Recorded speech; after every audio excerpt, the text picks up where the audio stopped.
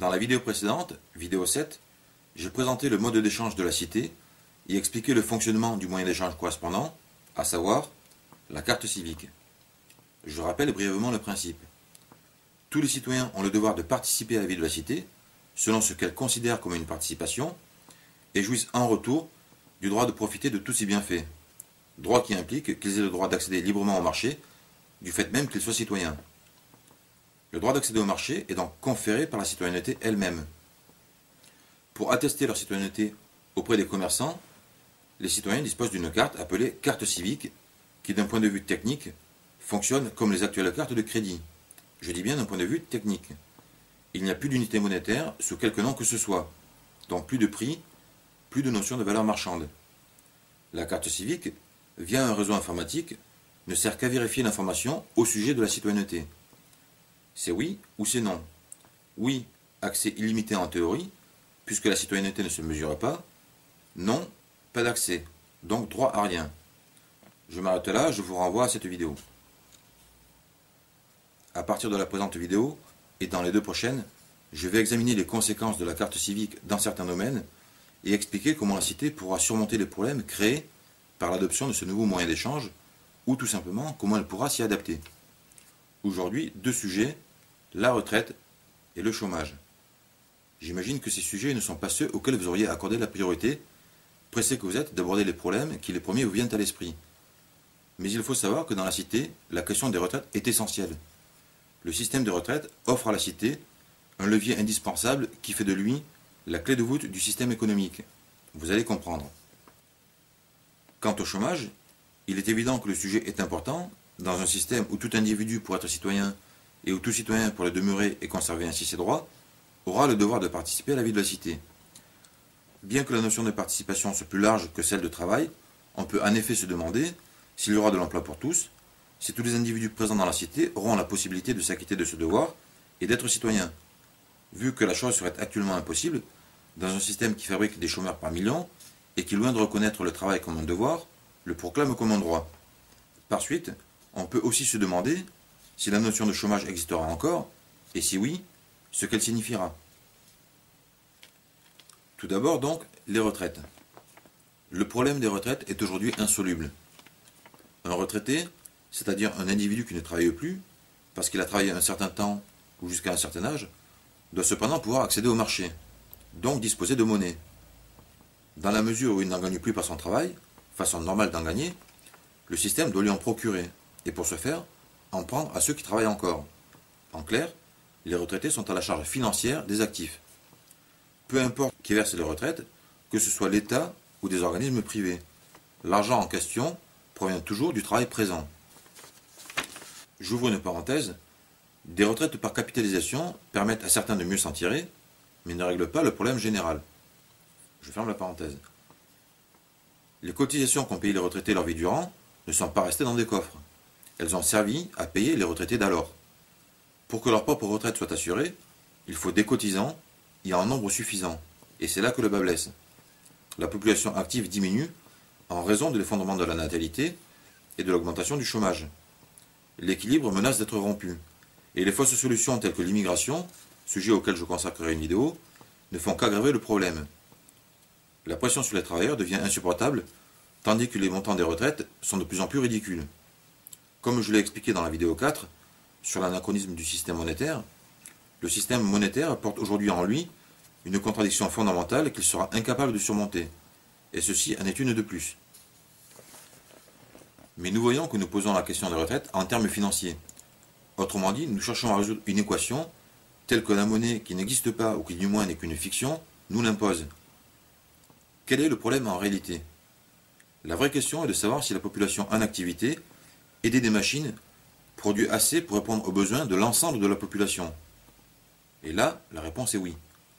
Et si l'on part du principe que des retraités sont toujours citoyens, et que les citoyens ont le droit d'accéder au marché parce qu'ils sont citoyens, le problème est résolu.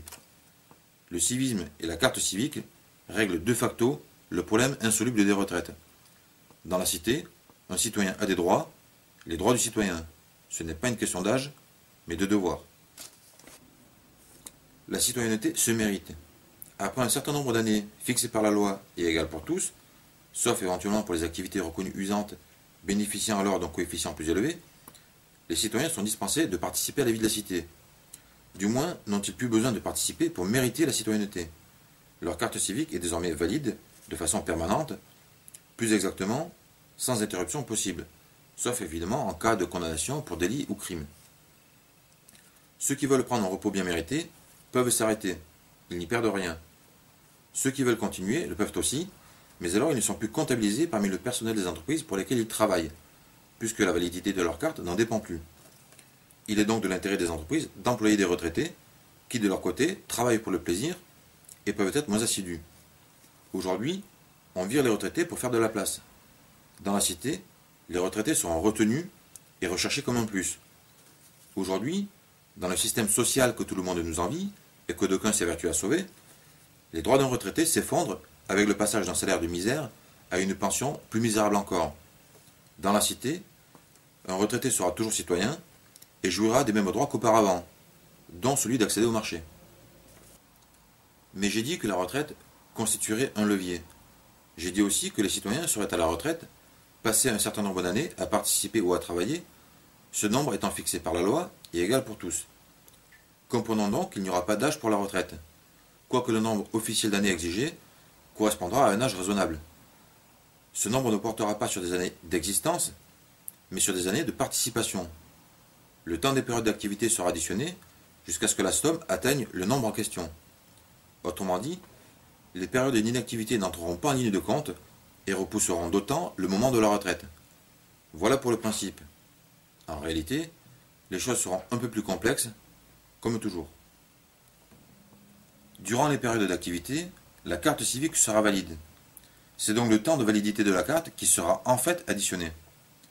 Mais dans certaines conditions, la carte civique sera aussi valide durant des périodes d'inactivité, car le contraire reviendrait à suspendre la citoyenneté et donc à priver les citoyens de tous leurs droits, ce qui serait particulièrement brutal.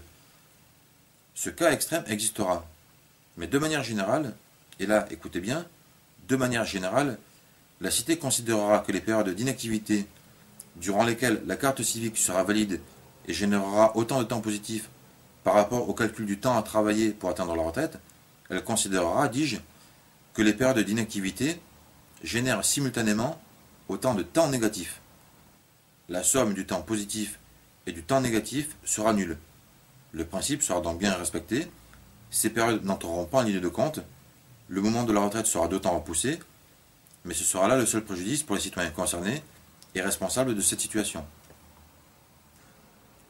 Maintenant, il va de soi que l'intérêt de la cité sera que les citoyens soient actifs tant qu'ils sont en âge et en état de l'être, et qu'elle ne permettra pas que des individus abusent de sa bienveillance et passent leur vie au chômage, puisque c'est finalement de cela que nous parlons.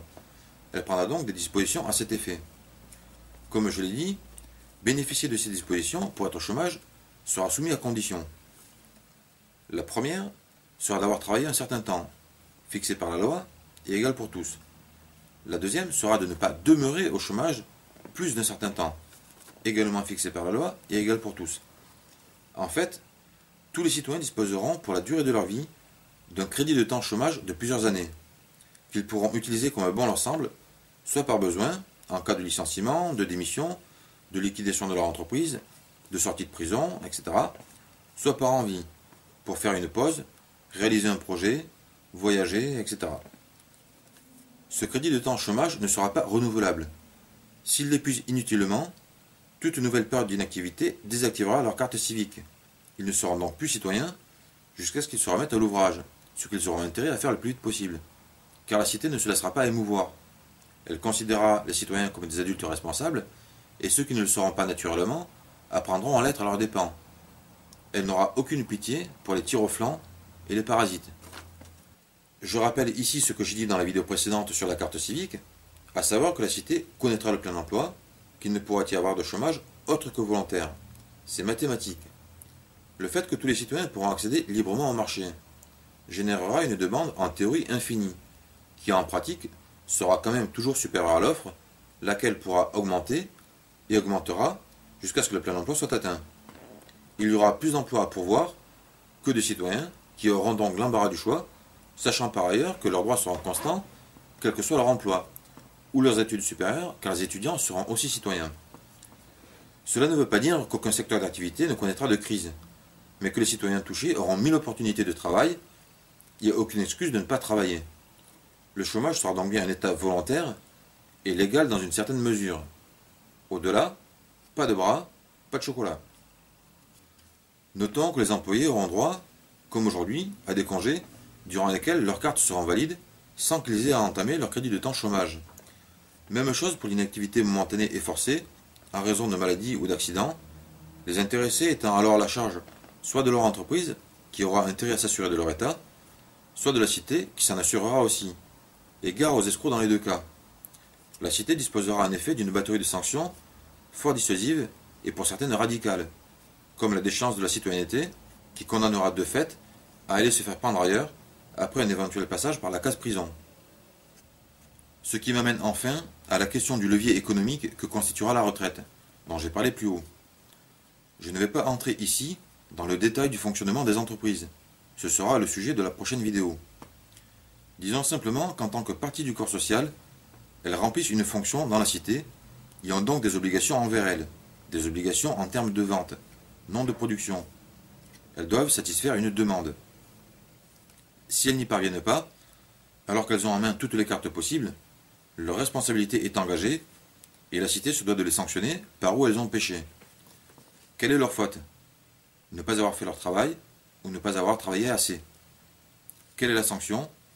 Travailler plus, donc plus longtemps.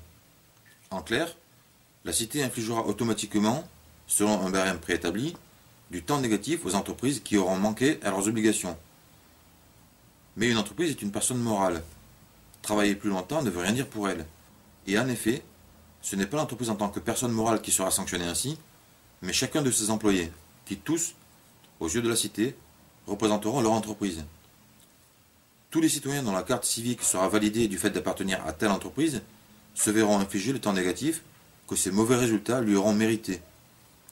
Tous profiteront également quand tout ira bien, tous subiront également en cas de faute. Ce temps négatif infligé collectivement s'ajoutera bien sûr à celui que les citoyens cumuleront individuellement. Autant dire que si les citoyens désirent parvenir un jour à la retraite, ils devront utiliser le moins possible leur crédit de temps chômage et tout faire en tant qu'employés pour que leur entreprise ne s'attire pas de temps négatif. Mais dira-t-on, tous les employés ne sont pas également responsables de la marche de leur entreprise. Oui, aujourd'hui. Mais aujourd'hui, tous les employés ne sont pas non plus concernés également par les profits. Si demain tous les employés étaient intéressés à part égale aux profits comme aux pertes, l'ambiance dans l'entreprise serait sans doute quelque peu différente. C'est ce qu'il adviendra dans la cité.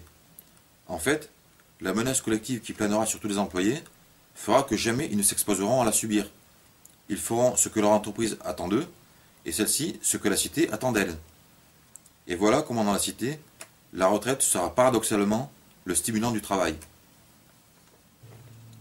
Dans ces vidéos, je ne peux pas entrer dans tous les détails, imaginer tous les problèmes, envisager toutes les situations.